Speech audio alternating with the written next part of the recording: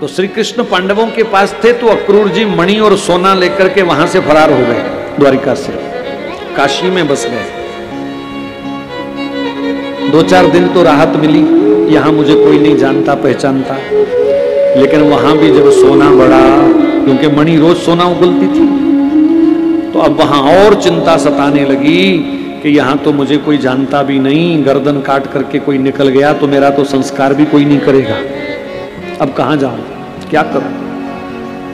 तो अक्रूर जी के मन में एक बड़ा सुंदर भाव आया, जो हमारे मन में भी आना चाहिए। क्या आया?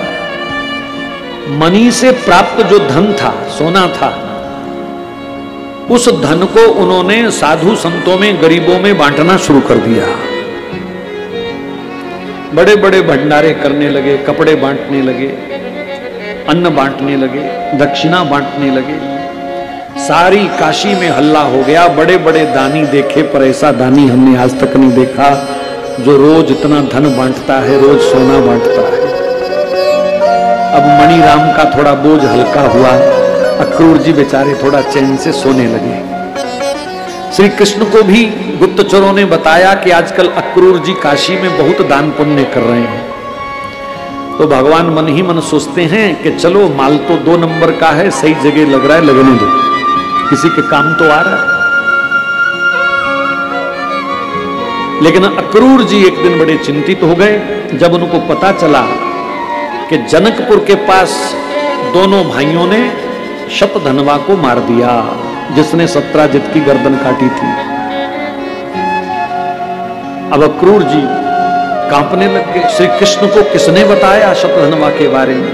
कहीं मरते मरते मेरा नाम ना ले लिया हो, इससे पहले कि सुदर्शन चक्कर मेरी ओर आए, मुझे ही श्री कृष्ण के पास चले जाना चाहिए। मणि रूमाल में लपेट करके श्री कृष्ण के आगे रखी, कहा प्रभु दिमाग खराब हो गया था, माफ कर दो, क्षमा कर दो। भगवान ने कहा जिस प्रकार दान पुण्य कर रहे हो इसी प्रकार करते रहो, गरीबों का भला करते रहो और मणि अपने पास रखो। बोलो कृष्ण कन्हैया लाल की जय। अगर आप सही जगह धन का प्रयोग करते रहोगे, किसी गरीब की सुध लेते रहोगे, गौ सेवा करते रहोगे, तो भगवान आपका धन बढ़ाएंगे, कभी घटने नहीं देंगे।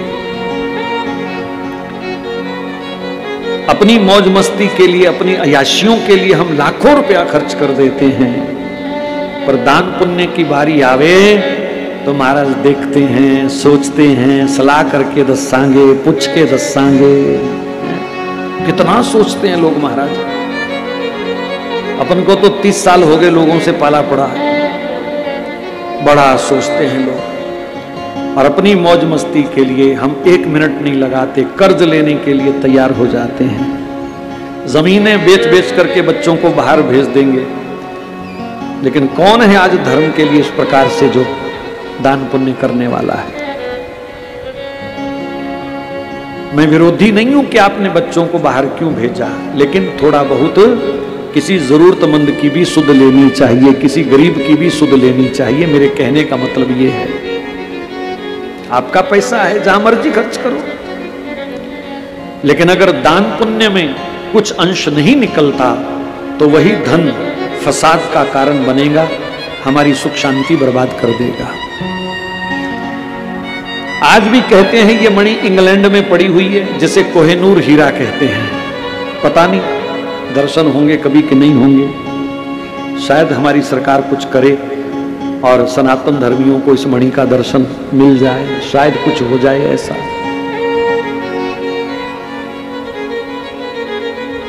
भगवान का एक और विवाह मित्रविंदा से, एक नागनजिति से, एक भद्रा से, एक लक्ष्मणा से। सब कथाएं खोलना थोड़ा मुश्किल है समय के अनुसार, बस कोई ना कोई ऐसा कारण बना कि श्री कृष्ण के 8 विवाह हो गए। परीक्षित ने कहा गुरुजी, श्री कृष्ण ने 16,100 विवाह और क्यों किए? आज भी कुछ लोगों के मन में यह प्रश्न बड़ा अखरता है कि इतने विवाह श्री कृष्ण ने क्यों किए। और बहुत सारे तो लोग दूसरे मतों वाले हिंदुओं का दिमाग खराब करते रहते हैं। ये कैसा तुम्हारा भगवान है जिसने 16,108 ब्याह किए? इतने ब्याह करने वाला भगवान होता है क्या? तो ध्यान से ये कथा सुनो, और कोई कल को ऐसा वैसा मिले तो उसका दिमाग आप साफ कर देना। मैं अंत में आपसे पूछूंगा कि भगवान ने इतने ब्याह करके सही किया कि गलत किया। भौमासुर नाम का एक राक्षस था, बड़ा बलवान। भारत भूमि पर सब राजाओं को उसने लूट लिया, हजारों राजाओं को उसने बंदी बना लिया, जेल में डाल दिया। देवताओं पर हमला किया, देवताओं का मणि पर्वत, इंद्र का सिंहासन, वरुण का छत्र और देवताओं की माता अदिति के कान के कुंडल उतार के ले आया। कहा हिम्मत है तो मेरे से ले जाना। देवता भी उससे डरते थे, इतना खतरनाक आदमी था। प्राग ज्योतिषपुर नाम की इसकी राजधानी थी। जल के प्रकोटे, अग्नि के प्रकोटे और पहाड़ के प्रकोटे, 3 प्रकार की उसकी किलेबंदी थी। कोई इसके नगर में प्रवेश ही नहीं कर सकता था, किसी को रास्ता नहीं पता था, ऐसा किला था इसका। चलो धन दौलत लूटी अलग बात है, लेकिन इसने अजीब शौक एक पाल लिया, 1 लाख विवाह करूंगा, एक ही दिन में करूंगा।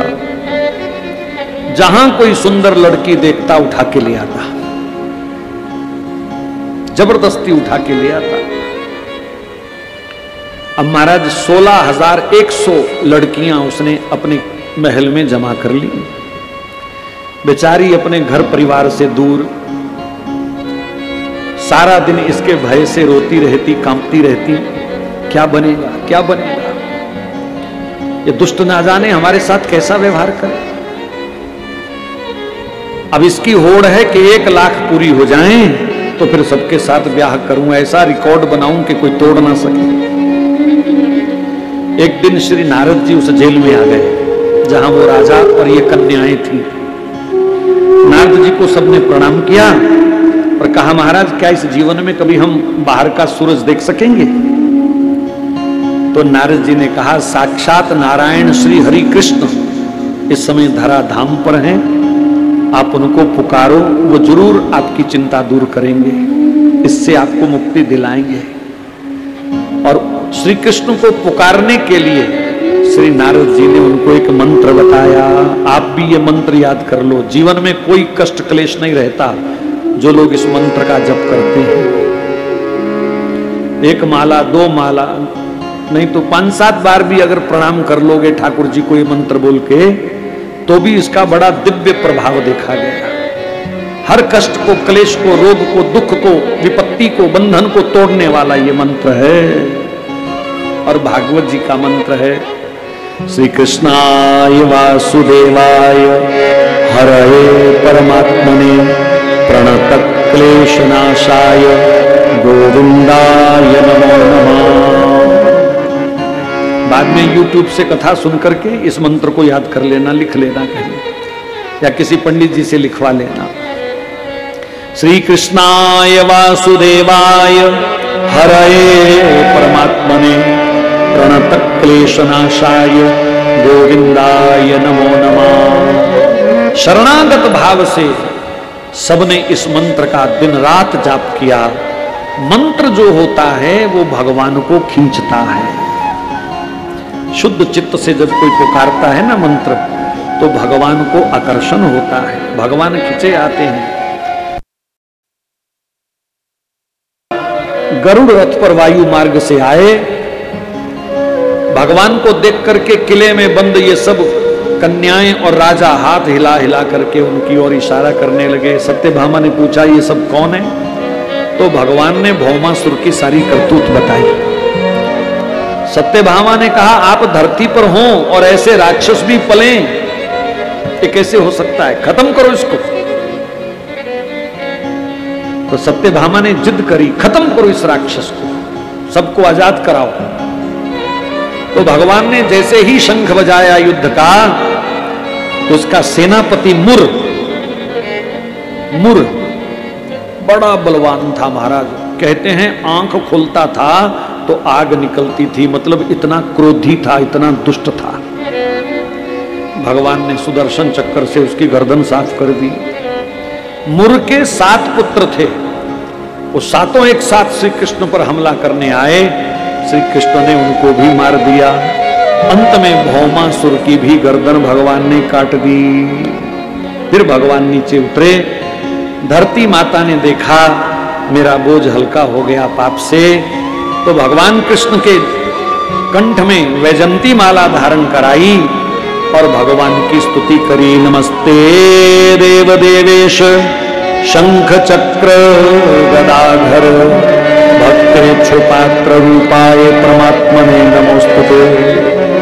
भक्तों की इच्छा पूर्ति के लिए कई प्रकार के रूप धारण करने वाले श्री कृष्ण, मैं आपको प्रणाम करती हूं। मेरा बोझ आपने हल्का कर दिया।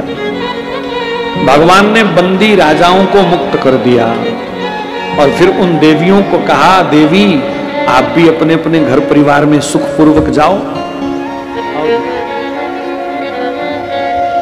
आप भी अपने अपने घर सुख पूर्वक जाओ। तो वो देवियां रो रो करके कहती हैं, श्री कृष्ण रावण के अशोक वाटिका से श्री सीता जी जब राम जी के पास आई थी तो उन्होंने अग्नि परीक्षा देकर के अपनी पवित्रता को सिद्ध किया था, लेकिन फिर भी लोगों ने सीता जी पर लांछन लगाए। हमें कौन माफ करेगा? हम जहां भी जाएंगी लोग कहेंगे, लो जी आ गई जो भौमासुर राक्षस के रहती थी, कौन जीने देगा हमको?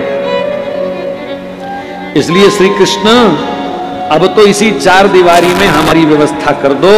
आपका भजन करती हुई यहीं हम अंत तक रहेंगी और कोई रास्ता हमारे पास नहीं है।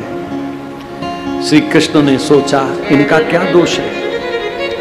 ये किसी के पाप का शिकार बनी है, ये तो निर्दोष हैं। और मेरे सामने भी अगर किसी निर्दोष को दंड मिलेगा तो मेरी उपस्थिति का फिर मतलब क्या हुआ? मुझसे मिलने के बाद, मेरा दर्शन करने के बाद भी कोई जिंदगी भर रोता रहे तो फिर मेरे दर्शन का फल क्या हुआ? अगर मैं भी किसी के जीवन को सुखी नहीं कर पाया तो कौन करेगा? श्री कृष्ण ने सत्यभामा की ओर देखा। सत्यभामा समझ गई पतिदेव के मन में क्या चल रहा है और उन्होंने सिर हिला के स्वीकृति दी और भगवान कृष्ण ने उन 16,100 कन्याओं से ब्याह कर लिया। बोलो बाल कृष्ण भगवान की। अब आप 2 मिनट सोचो, अगर श्री कृष्ण इनसे ब्याह ना करते तो क्या होता? या तो सारी जिंदगी इस जेल में कैद में सड़ती, बाहर जाती तो लोग कहते ए आ गई जड़ी भौमासुर दे रहंदी सी, यही बोलते ना, ये कुल कलंकनी, ये वो पता नहीं क्या क्या लोग बोलते। कोई आग में जलती, कोई समुद्र में डूबती, कोई फंदा लगाती, ऐसे ही होना था सबके साथ। लेकिन भगवान ने उनको स्वीकार कर लिया और उनको एक नया जीवन दिया, सुखी जीवन दिया। जिसको सारी दुनिया ठुकराए ऐसे लोगों को भी भगवान अपना लेते हैं, और जिनको भगवान अपना लेता है उसका फिर दुनिया बाल बांका नहीं कर सकती। सबको एक जैसे राजमहल भगवान ने दिए, कोई भेदभाव नहीं, कौन बड़ी कौन छोटी, सबको एक जैसा गृहस्थ का सुख दिया। नारद जी कभी कभी देखने आए कि सबके साथ भगवान कृष्ण कैसे रहते होंगे। 16,108 शंका नारद जी को नहीं थी, हम लोगों की शंका दूर करने के लिए वो आए।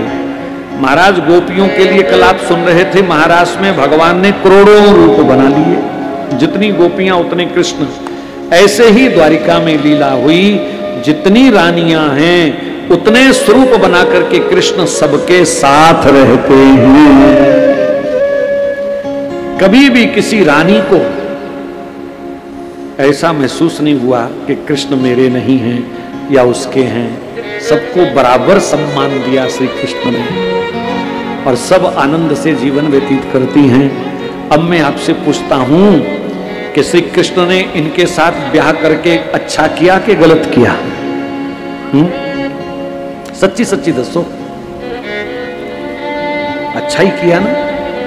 अगर श्री कृष्ण इनको द्वारिका ना लाते तो सारी जिंदगी वहां सड़ती, बाहर निकलती तो लोग ताने मार मार के मार देते। लोगों को तो काम कोई नहीं है। और दूसरों को दुख देना ये लोगों की खुशी है। दूसरों को दुख देने में लोगों को सुख मिलता है। और दुनिया में ऐसे एक दो नहीं, हजारों लाखों लोग हैं जो सारा दिन दूसरों के नुक्ताचीनी निकालते रहते हैं। किसी की और उंगली खड़ी करने से पहले सोचना, बाकी उंगलियां तुम्हारी ओर भी इशारा कर रही हैं, तुम कैसे हो। तो भगवान ने संसार को एक संदेश दिया, ये ठुकराए हुए लोग जिनको कोई नहीं पूछता उनको गले लगाओ। और आज समय की जरूरत है। किसी समय ऊंच नीच के कारण कुछ लोगों को छोड़ा गया, अमीरी गरीबी के हिसाब से दूरियां बनी, समाज में बनी कि नहीं बनी। ये साडा मल्ला, ये ओना दा मल्ला, ये साडा खूह है, ओना दा खूह, ये सब हुआ कि नहीं हुआ। अब समय आ गया है, सबके साथ एक जैसा व्यवहार होना चाहिए, सब मिलजुल करके रहो, तभी सत्य सनातन धर्म फले फूलेगा। नेताओं ने हमको जातियों में बांटने की कोशिश की है। लिखो कौन कौन किस किस जाति का है, ये कोई काम है? ये कोई देश चलाने का तरीका है? जातियां देखना, तुम जो सुविधा दे सकते हो दो, लेकिन किसी को संसार में बड़ी छोटी जाति कह करके कह।